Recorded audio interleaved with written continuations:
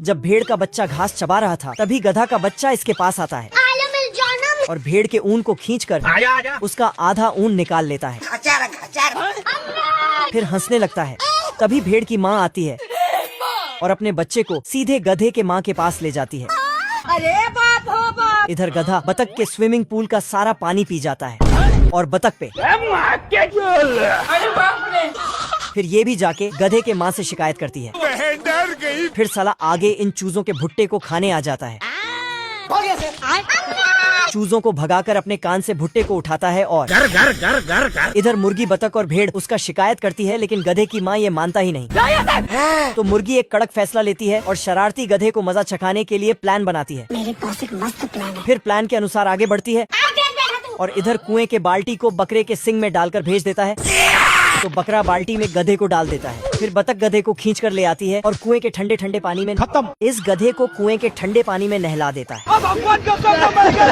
और बस नहलाते रहता है। तभी गधे की माँ आवाज सुनता है तो दौड़कर आके देखता है कि मोहल्ले वाले गधे पे जुल्म कर रहा है। फिर गधे की माँ अपने असली रूप में आती है और जाके कचड़े में लात मारने लगती है, जिससे बतख पान में घुस जाती है और मुर्गी तो फिर गद्दा। अरे बाप रे। चूजा तो स्प्रिंग में फुदक कर भाग जाता है। फिर जल्दी से आकर छोटे गधे को कुएं से बाहर करती है। कुछ नहीं होगा बेटा, कुछ। मेरा बच्चा तो इधर आ। लेकिन छोटा गधा तो तभी गधे के माँ छोटे गधे को उठाता है और नाश्ता खिलाता है। आप देख बैठा तू। तो मोहल्ले के जानवर खुश हो जाते हैं। आगे स्वाद। फिर छोटा गधा बोलता है बस एक मौका दे दो, सब ठीक कर देंगे। तो गधे के माँ बोलती ठीक है। अभी जाता हूँ। फिर गधा भुट्टे के पास आता है और 3-4 भुट्टे निकालकर सभी मोहल्ले के जानवरों को इनवाइट करता है। तो सब जाके टूट पड़ता है। तभी साला गधा अपना शरारती दिखाता है। लोमड़ा सीधा जमीन में घुस जाता है। अच्छा, पर नीचे ट्रेन की पटरी आ जाता है तो उससे मेरा क्या फायदा? और लगे हाथ ट्रेन भी आ पड़ता है। रोम रोम भाइयों, सिस्टम पार देंगे। फिर तो लोमड़े का सिस्टम हिलाकर रख देता है। अरे बाप रे। अरे मुझे चक्कर आने लग गया। तो लोमड़ा घूमते हुए चलता है।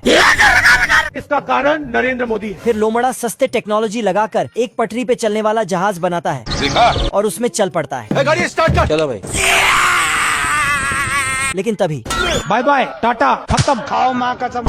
फिर साला पक्षी को पकड़ने के लिए लोहे के गोली के साथ पक्षी के लिए खाना डाल देता है। लो भैया। आप देख बैठा तू। तभी पक्षी आकर सारा खाना सफा चट करने लगता है और इधर लोमड़ा एक चुंबक में बम डालकर आगे भेजता है। साले को बम से उड़ा दूंगा। लेकिन जैसे ही बम का पिन खोलता है वैसे ही चुंबक टूटकर चला जाता है और बम वहीं रह जाता है।